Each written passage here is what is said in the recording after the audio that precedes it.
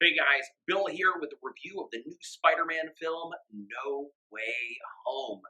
Starring Tom Holland, the chick from Dune, Tobey Maguire, the other guy that played Spider-Man, and a whole host of people who have played bad guys in the Spider-Man universe for the last 20 years. Let me start by saying that there has to be a better film on the topic of the evolution of dog shit than this particular movie. I mean, nothing screams, "Help!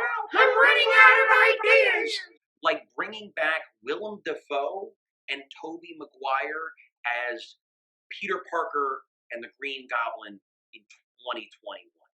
This is the visual equivalent of the McGangbang. Now, if you're not familiar with the McGangbang, here you go.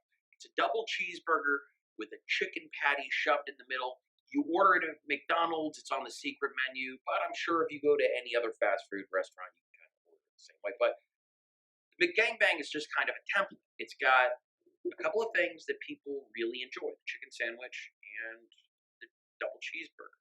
Now you can always church it up, and you can go with the crispy chicken patty in there with double quarter pounder, or you can have them slather on some Big Mac sauce, take a handful as fries. This film is that, except with chicken nuggets on top and maybe a McFish, right? It's got a whole bunch of everything, but not a whole lot of anything. It's got every Peter Parker you've ever seen, except for Miles Morales, who's not Peter Parker, but yet he's still Spider-Man. And if you're doing a movie about a multiverse Spider-Man, to not include Miles Morales, especially when you have the technology to add him. Okay, so your bad guys in the film, spoiler alert, spoiler alert, spoiler alert, looked a lot like they did in the mid-2000s, in the early 2000s. There wasn't a whole lot of evolution in the way that they looked. And I thought that was really cool. They didn't update them to make them look super dope. They look still kind of shitty. But hear me out. You didn't think to put in Miles Morales as his own Spider-Man? Like, otherwise, it's just a whole bunch of whiteys swinging through the city. Who gives a fuck? Miles Morales is the most interesting thing to happen to the Spider-Man universe ever, in my opinion, right? I'm not a Spider-Man fan. If you are a Spider-Man fan, leave a comment below. Tell me how much I suck. Look at me. I'm looking at you. I'm looking you as dead in the eyes as I can and say, hold off for another week, and then we get to trash the Matrix. The dumping of the nostalgia on all of us.